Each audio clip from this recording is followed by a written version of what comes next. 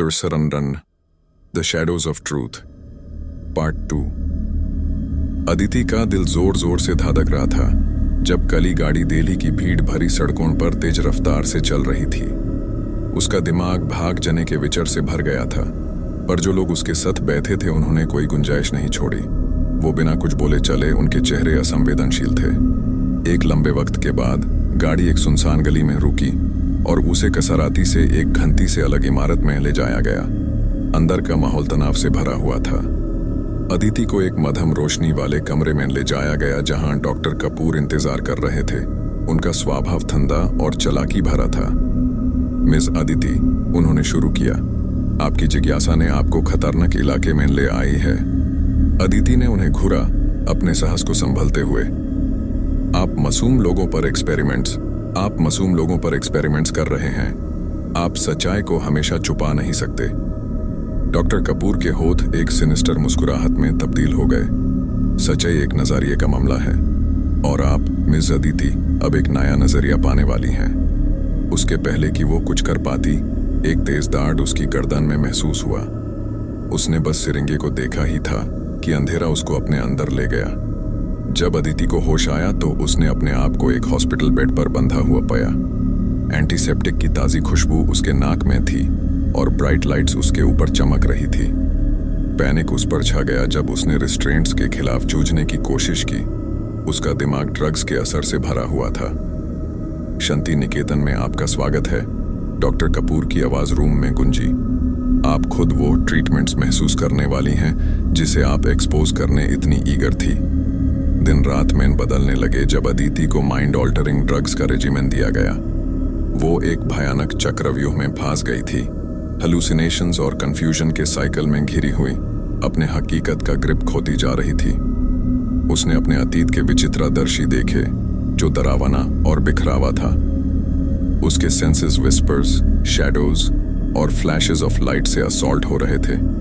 हर एक उसको और ज्यादा डिसोरिएंट कर रहा था। पर इस केओस के बीच अदिति एक क्लैरिटी के टुकड़े से चिपकी रही।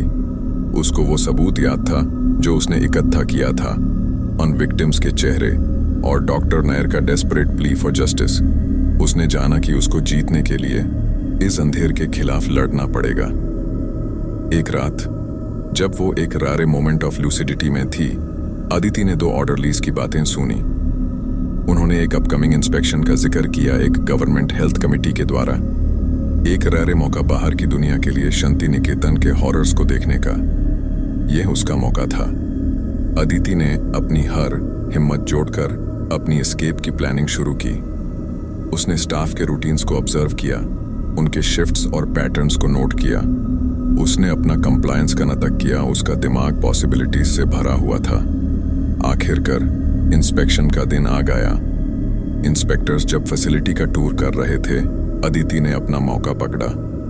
उसने पिछले रात अपने रिस्ट्रेंट्स को ढीला कर लिया था और अब इंस्पेक्टर्स के डिस्ट्रैक्टेड होते ही वो अपने रूम से बाहर निकली और कॉरिडोर में चल पड़ी। उसका दिल जोर से धड़क रहा था जब उसने लबरिंथीने हॉल्स को नेविगेट किया। उसके सेंसेस एड्रेनलिन से हाइटेंड थे। उसने आर्काइव रूम तक पहुंचने का रास्ता ढूंढा, जहां उसने जाना था कि डॉक्टर कपूर के क्राइम्स को एक्सपोजे करने की थी। डॉक्यूमेंट्स को जल्दी से देखते हुए उसने प्रोजेक्ट कल्पना का फोल्डर पाया। यूज कस के पकड़कर वो इंस्पेक्शन टीम तक पहुंची। उसकी टांगें थाका और डर से कांप रही थी। रुको, अदिति की आवाज टूर के मरमर को काट रही थी। इंस्पेक्टर्स ने पलटकर उसे देखा, डिशेवल्ड और डेस्परेट, इनक्रिमिनेटिंग डॉक्यूमेंट्स को पकड़े हुए। आपको ये देखना होगा। लीड इंस्पेक्टर, जो एक 50 के दशक में कठोर महिला थी, आगे बढ़ी। आप कौन हैं? अदिति राव, पत्रकार। डॉक्टर कपूर मरीजों पर इलीगल एक्सपेरिमेंट्स कर रहा है। ये डॉक्यूमेंट्स प्रूफ हैं। इंस्पेक्टर की आंखों में शाक और जिज्ञासा ने झलक दिखाई जब उसने अदिति से फोल्डर लिया। उसकी नजर डॉक्टर कपूर पर गई, जिनकी काल्म फसाद अब क्रैक होने लगी थी।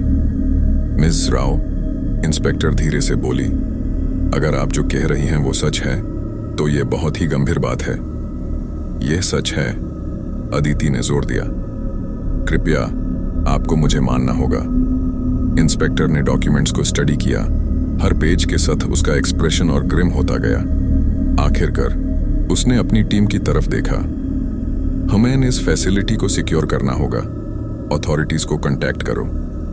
जैसे ही इंस्पेक्टर्स शांति निकेतन का कंट्रोल लेने लगे, केओस फैल गया।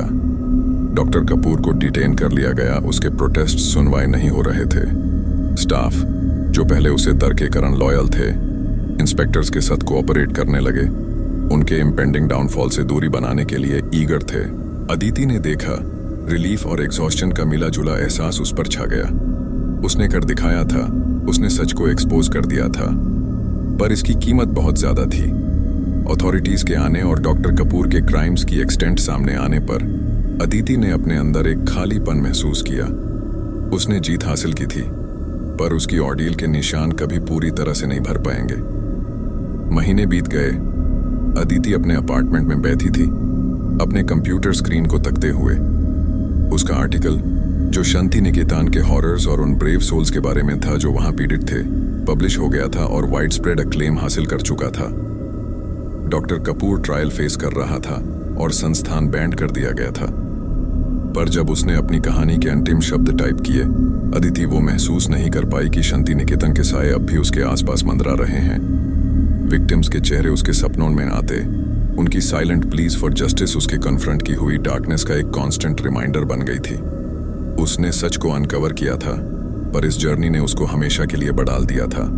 शांति निकेतन के साए ने अपने निशान उस पर छोड़ दिए थे, जो इंसान दिमाग की फ्रेजिलिटी और इंसान स्पिरिट की रेजिलियंस का एक टेस्टामेंट था।